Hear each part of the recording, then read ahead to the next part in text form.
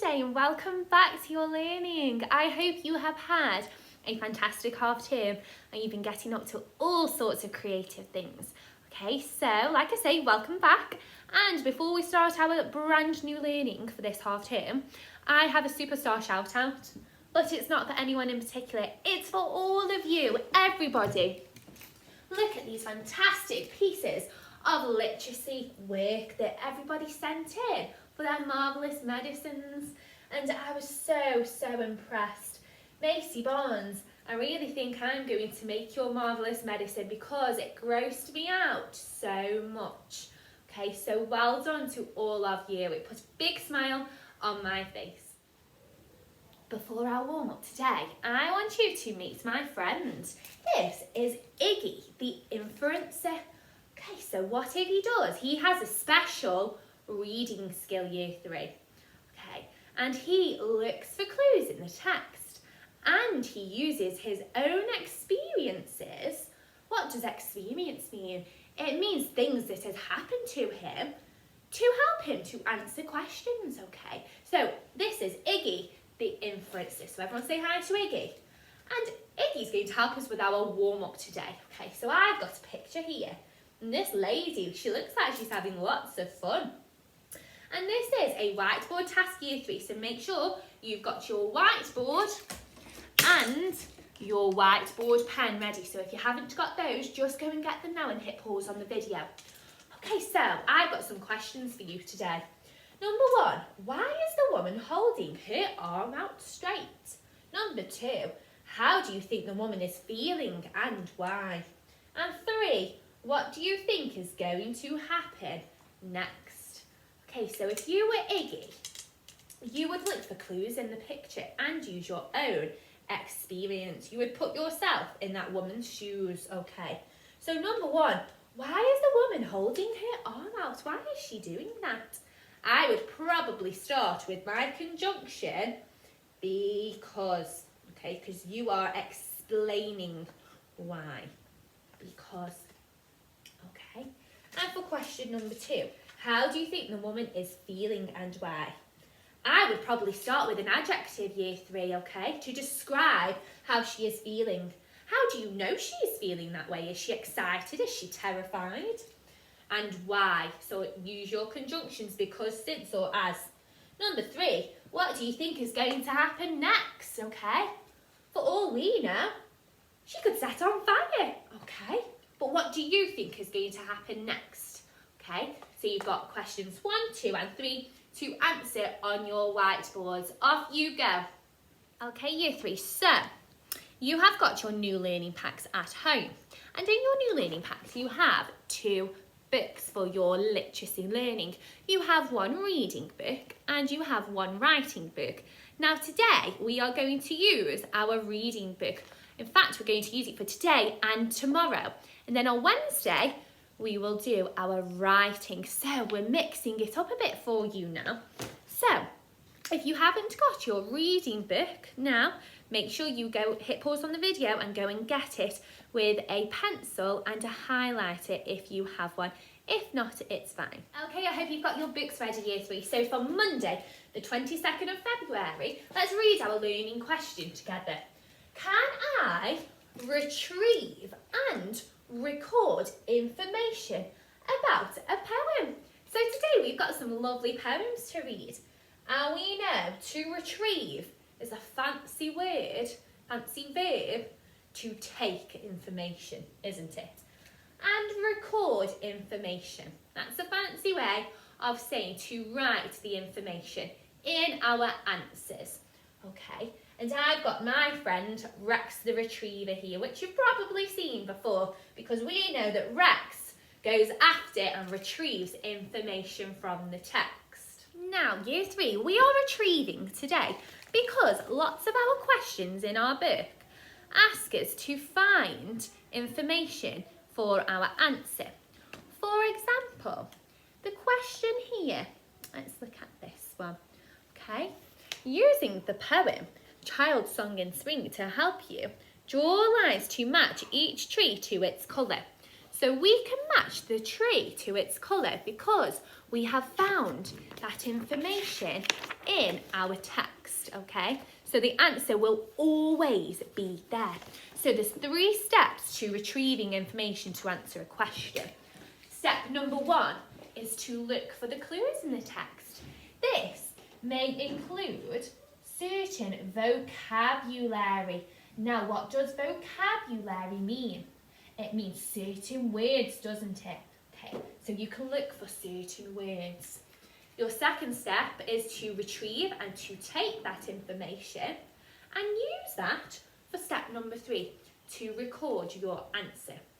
So, what I want you to do now, year 3, is to find me page numbers 4 and 5, and you should see our 2 lovely poems for today's learning. Now, it looks like a lot of reading, however, our poems are quite short, so don't worry too much about that. Today, our poems are about trees. Okay, so both of them are about trees, and it gives us some important information at the top here. In these 2 poems, the poems talk about their favourite trees. Edith Nesbit, in her poem Child's Song in Spring, and I know it's this one here because it says by Edith Nesbit, describes of different types of trees as if they are people. So it's like the author is saying that trees are like people. I wonder how they are like people. Okay, and in the next poem, The Loveliest of Trees, talks about the cherry tree when it is in blossom, which means when it's got flowers on it. Okay, so before you read these poems yourself, I've highlighted some tricky vocabulary in there to help you to understand your poems a little bit better. Okay, so look closely now, year 3, so you understand. Okay, so the silver birch is a tree. It's a dainty lady. Dainty means really small and delicate. She wears a satin gown. Satin is a little bit like silk. Okay, it's a material of something. Sturdy fellow. The oak tree is a sturdy fellow. That means that they stand there really strong. Okay, really strong and sturdy. A bit like the Hulk. Okay. The chestnut is a tree and the lilac is a tree too. Hold your horses, year 3. Before you go any further and you read the second poem for our learning, I'm going to tell you what we are answering today. And in fact, we are going to answer not only page number 6, but we are going to answer the questions on page number 7 too. It may look like a lot of work, however, there are only 3 questions on each of these pages, so I know you can do that for today's learning. And in fact, page number 6 questions are all about the poem that we have just read. Oh, what was it called again?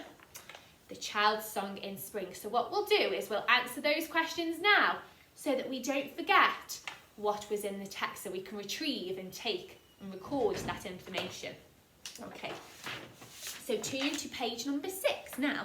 Make sure you've got your pencil or your pen and you are ready. If not, hit pause on the video. Okay, so let's talk about a few of the questions.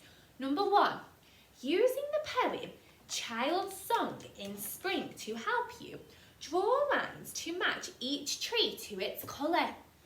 Oh, I'm sure we spoke about some of this in our vocabulary. So we have the willow, birch and beech tree, and brown, silver and yellow. Now I'm sure that I remember that a tree starting with a B was silver. I can see that straight away. The silver birch is a dainty lady. I've retrieved that information and now I'm going to record that information.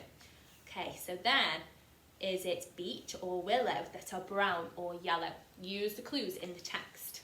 Number 2, which of the following pairs of words from the poem Child's Song in Spring are opposite in meaning? So if something's the same, okay, it sounds the same, it means the same thing. But if it's opposite, okay, it means completely different things.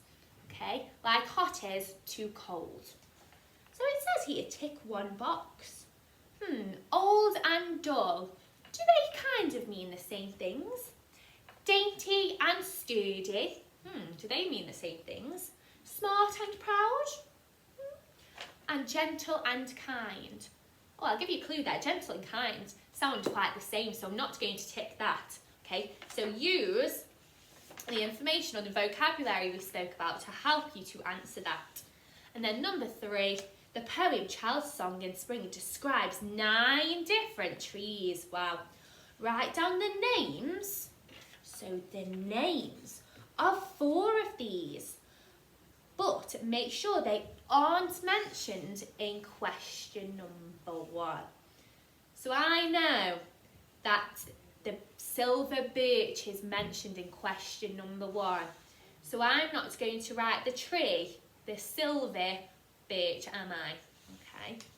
So have a look. What other trees were mentioned in our poem? Ooh, I can see one here, so I'm going to underline it. And one is the English oak. What do you notice about the word English? It's got a capital letter because it's a name of a thing. Okay, so hit pause on the video now, Year 3, and answer your question set number 1 on page 6. Okay, so well done if you've answered those questions. Now we are going to read our second poem, and it's called The Loveliest of Trees. But before you read that independently, Year 3, we'll just go through some of the vocabulary that I thought might be a little bit tricky. So, bloom means where the flowers grow on the trees, okay? So sometimes you see the trees and they haven't got flowers on. When they are in bloom, the flowers grow. The bough, so bloom along the bough, it tells us in our glossary what that means, okay? So always look for your glossary for the meaning of tricky words. Now the bough is just a branch of a tree. Okay, so we've got Eastertide. That had a capital letter, so I thought, I wonder if it's a name of something, an event of something. And it is, it's the season coming after Easter. Okay, so we've not got long to wait for Eastertide. And then, now, of my 70 years and 10. And that means 70 years, okay? And that's how long people expected they would live. Okay, so make sure you understand those words before you read your poem, okay? So hit pause on the video now and make sure you read it slowly and accurately as well. Off you go. Now we are going to go through the questions on page number 7, all about Edith Nesbit's poem, okay? Those are for questions 4, 5 and 6. Okay, so let's start with number 4 and have a little discussion about it. So it says in the second poem, where will the poet go to find cherry trees in blossom? So the poet is writing as if they are the person looking at the trees, okay, and their thoughts about the tree. So in the second poem, where will the poet go? So I'm going to use the word go, and I'm going to go back to my poem and think, oh, where does it say that they can go? Is it Eastertide? No, because that's the name of the season after. So I wonder where they would go to find the trees. Okay, so retrieve that from the text. Question number 5. What colour are the flowers on the cherry tree? And I'm just going to direct you to question part B as well, to number 5, because it says copy a line in the poem which tells us its colour, the tree's colour. And then I've highlighted this here. If you see a little picture in these books with a speech bubble, they're giving you a big clue. Okay, so let's read it together. Unfortunately, the text doesn't say the flowers are blue or the flowers are red. You have to dig beneath the surface to find your answer. So it doesn't just say, oh, the flowers are blue, the flowers are red.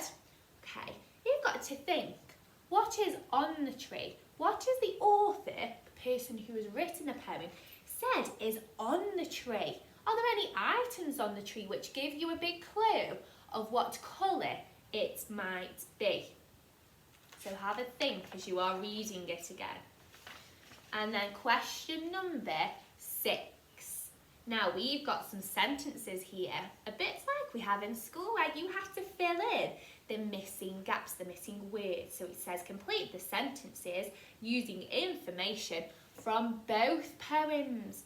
Right, so it's not just the second poem, it's the first poem as well. Okay, so Edith Nesbit's favourite tree is...